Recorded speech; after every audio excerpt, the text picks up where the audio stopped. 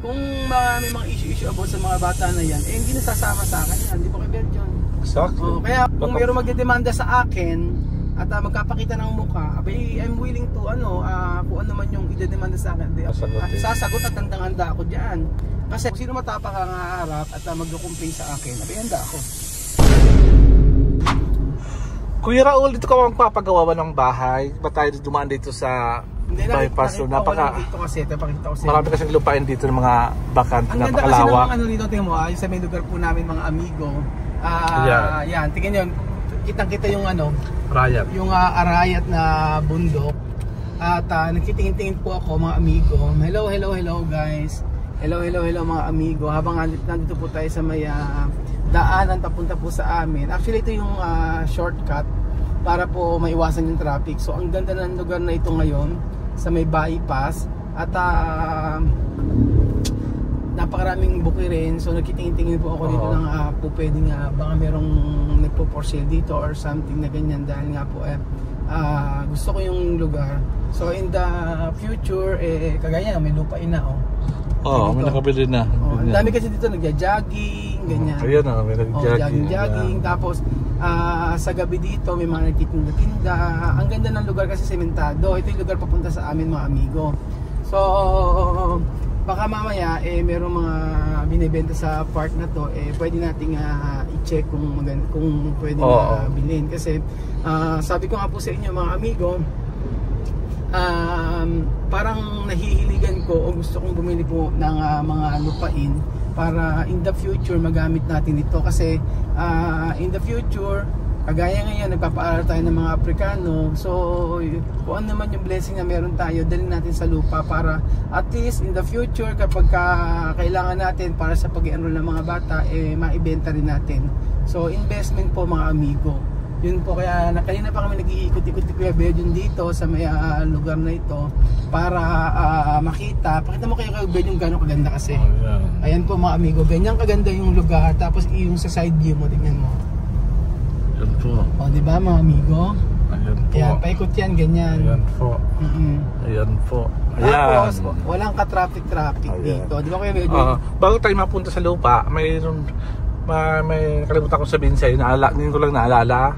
May nagtatanong sa akin ng mga nag-message ng mga concerned citizens. Message o nabasa mo lang? Ano?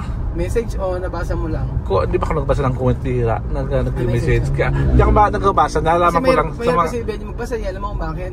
Pagka nabasa ka, matutorture yung... Oo nga, hindi ako nanonood ng mga negative. Hindi ako gusto. Naralaman ko lang yung mga negative dahil sa mga subscriber natin sinisend sa atin yung mga nangyayari sa paligid natin. Ayun.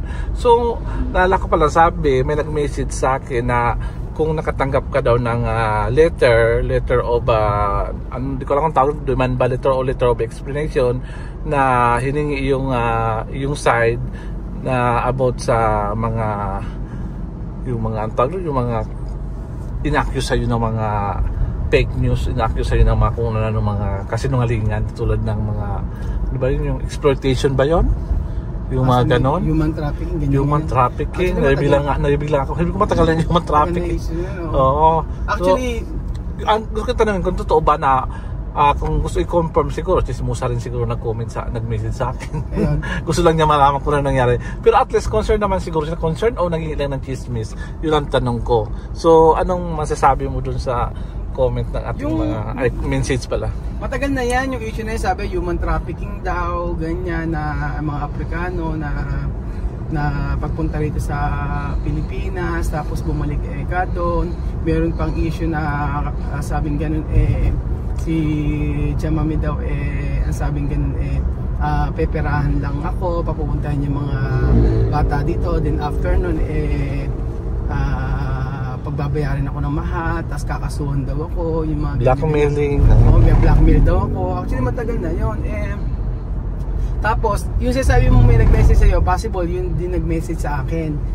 Nag-message sa akin dahil concern. Actually concern yung tao. Sabi sa akin, Kuya Raul, concern lang ako sa'yo. Nakatanggap ko ba ng demand letter about sa mga agencies dito sa Pilipinas na ganun-ganun na parang may magkakaso sa'yo, magdedemanda sa'yo. Tapos, nireplyan ko, Sabi kong ganon, wala po ate, sabi kong ganon sa kanya. Sabi ko, bakit mo naman sabi ko, saan mo nalaman yan? Sabi niya, hindi naman na siya nag-reply sa akin. So, ano ba yung, baka may nababasa kayo about sa ide-demanda or something na explanation or no, wala akong idea about yan. Kasi ganito yan, demand letter, kung ako ay de-demanda, sino mag-demanda ba sa akin?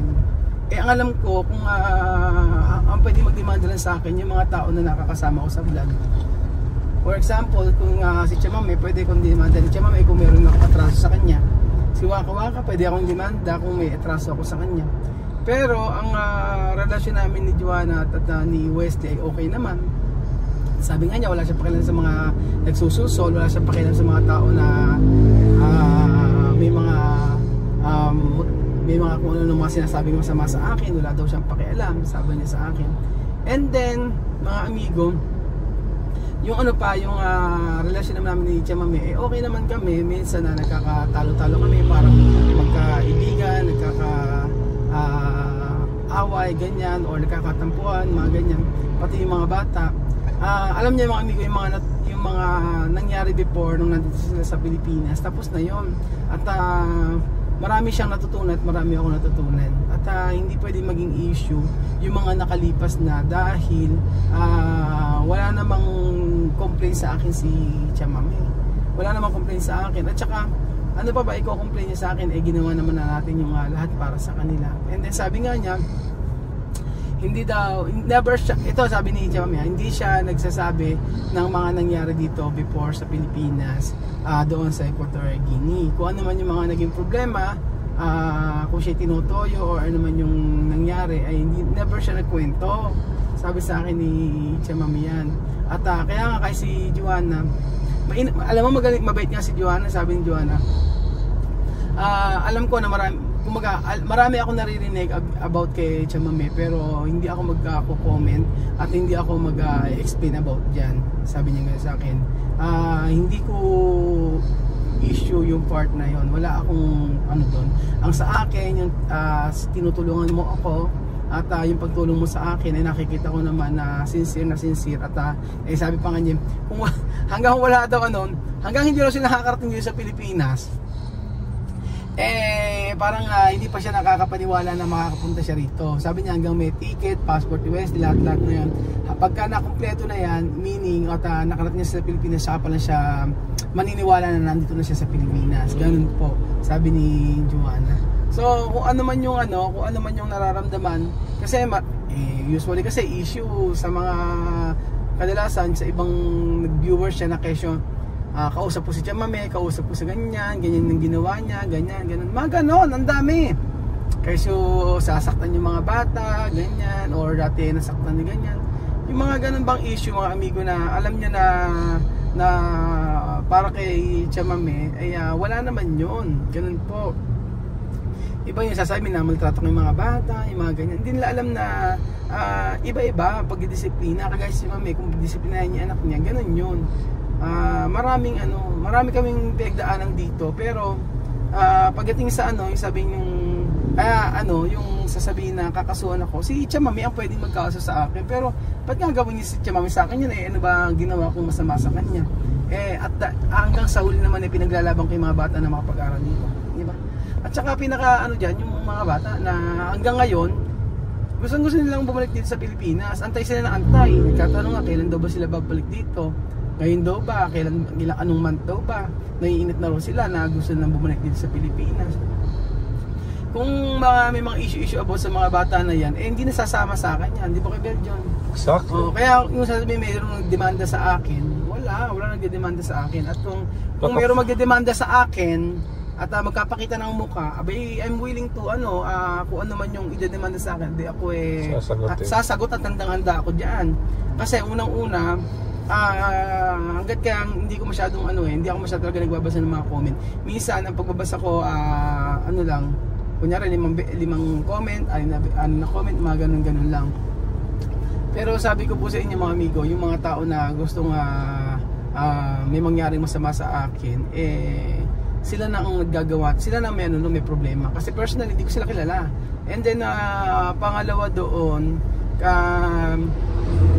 mga bagay na ginagawa ko, alam ko na makakabuti para sa kanila. Kung hindi nila kayang i-accept or hindi nila kaya yung kung hindi nila gusto yung mga tulong na in-offer ko, wala naman ako magagawa doon. Hindi ko sila kayang pigilan. Kaya napagawa, hindi ko naman sila pigilan. Mas matindi pa ang ginagawa ng nanay sa kanyang mga anak. Yes, sa Equatorial yung mga amigo, yung mga nanay doon ibang magdisiplina kumpara dito sa Pilipinas. Ayoko lang i-mention ko ano. Ayoko lang sabihin ko ano yung mga disiplina na ginagawa nila, pero matindi po sila magdisiplina doon. So, matindi talaga, tapos matindi. Grabe din yung mga kukuha talaga. Hindi mo kayang i-take yung mga pagdisiplina nila. Ibang-iba. Pero dito sa Pilipinas din natin ginagawa yon kasi bawal yon at saka mahirap na yung ganyang, diba, yung mga ganyang mga sinasabi, hindi mga klase, parang may namaltrato na, diba? May namaltrato, mga ganyan, ibang pagmamaltrato sa pagdisiplina. Tapos yung kasi yung main concern ng iba, especially sa amin, na meron ikang ganyan na si Kuya Raul ganun yung ginawa. Tapos pagkayari si Kuya Raul daw ganito na may sinasabi, mga ganun ba? Sabi ko nga, hanggang sila ay dami account, hanggang sila ay kumukuha ng mga videos natin at dami account, wala akong doon, mas siguro ako, kung sino matapang, kung sino matapang ang haharap at mag-complain sa akin, handa ako. Diba? Hindi ako sa pero kasi yun lang, napakasimple lang naman At saka hindi naman ganun kadali magkaso, Kuya Beljun. Especially kung tapos ang naggumagawa ito, isang grupo lang Isang grupo lang, pero hindi ko masyadong iniintindi. Alam mo sa totoo lang, Beljun, hindi ko masyadong iniintindi. Kasi unang-una, sabi ko nga, hanggang yan na hindi nagpapakita ng totoong mukha, wala yan. Puro salita lang, puro complain, o puro email sa ganyan, or send ng message, o yung magme-message sa ganyan. Hanggang sa puro ganun lang yung mangyayari dyan. Kasi bakit sila magsasayang ng unang-una yung ginagawa nila, pagkasayang ng oras ginagawa nila para alam nilang walang patutunguhan. Nag-hope sila na may mangyaring masama sa akin, pero paano yun? Wala nga nagko-complain sa akin, wala nga mukha dami account nga diba? Hanggang sa mga ginagawa ng pagla-live na hindi makita yung mukha, boses lang, or mga ginagawang videos.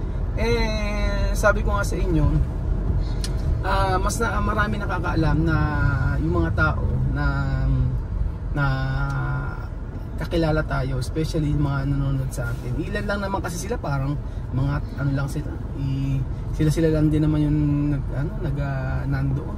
Puro dami account pa lahat.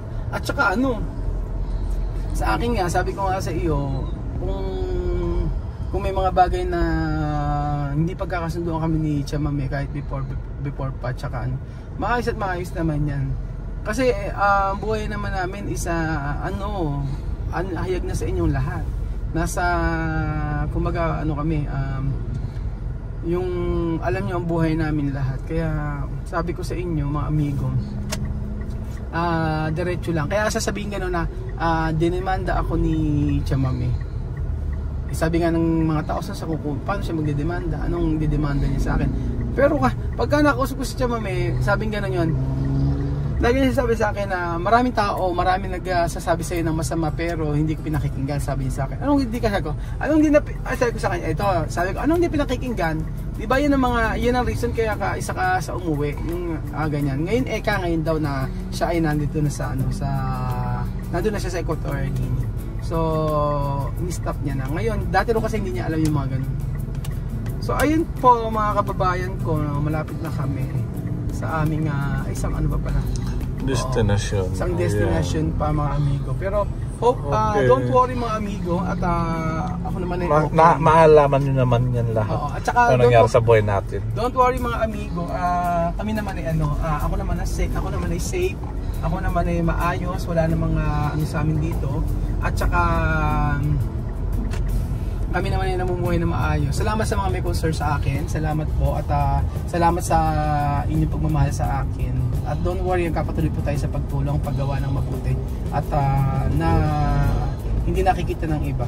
So hindi man po ako perfecto, pero ang puso ko po ay nakatuon sa pagtulong. Thank you so much po mga amigo.